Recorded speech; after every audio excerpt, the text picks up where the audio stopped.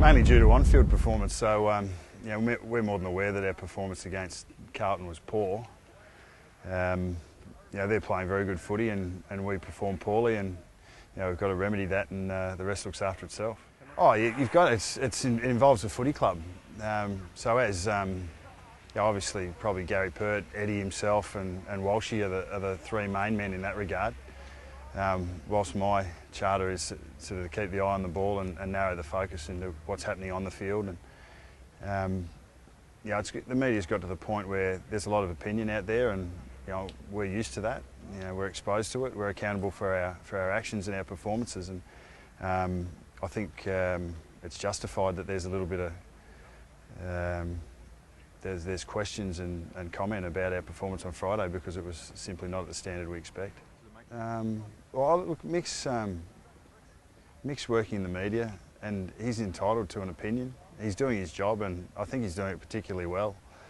His perspective about Collingwood is more informed than anyone outside of the footy club. So I take note of his comments, because he obviously knows intimately how the game was played from Collingwood in recent times in particular. So he can see the differences in the way, perhaps the changes and the shifts that we're trying to make. And like I read and listened to the comments, and all he's doing is making judgment or passing an opinion on what those are, and he's very accurate.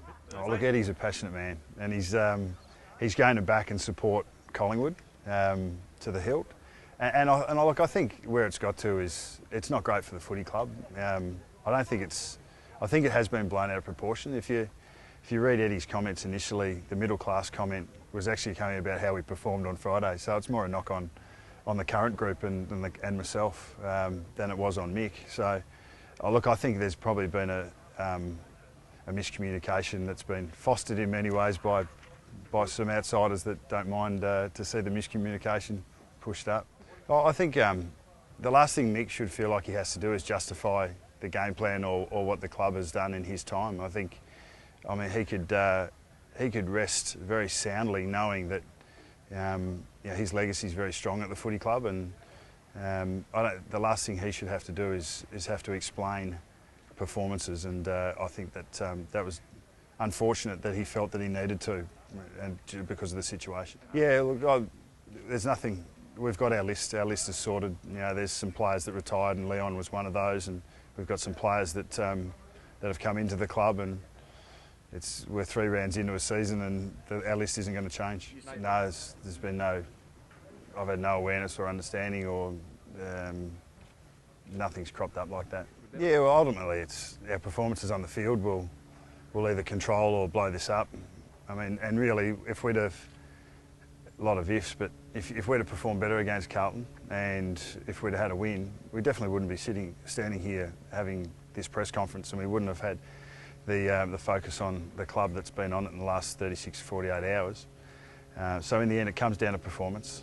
So all the players and the coaches can do is narrow their focus and make sure that we're better at what we do. Yeah, look, it's we were poor on Friday night, and Carlton were excellent. I think the contrast was pretty clear, wasn't it? And that's something we've addressed during the week.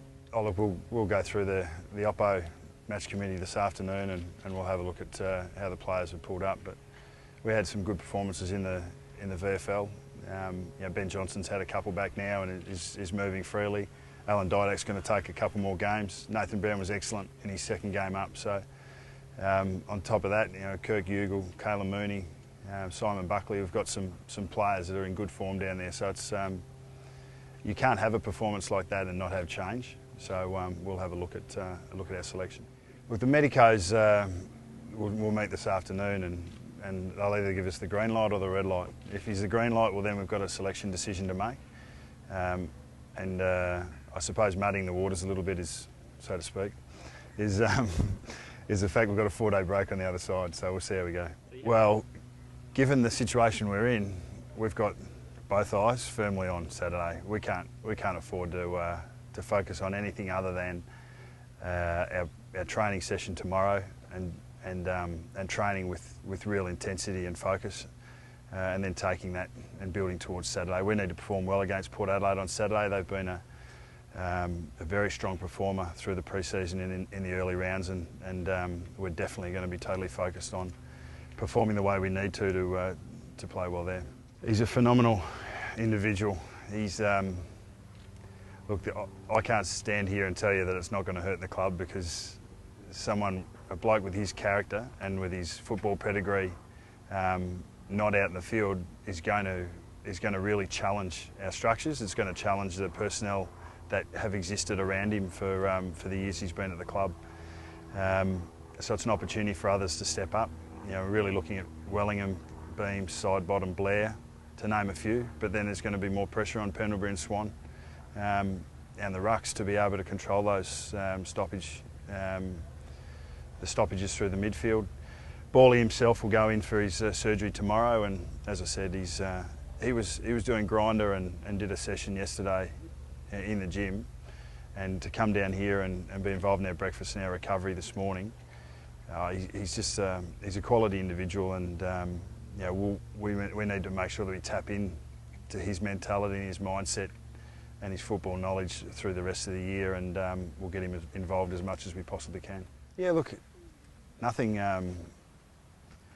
affected me more than our actual performance, and it's affected the playing group as well. I think, yeah, as I said straight after the game, it's a bit of a wake-up call for us,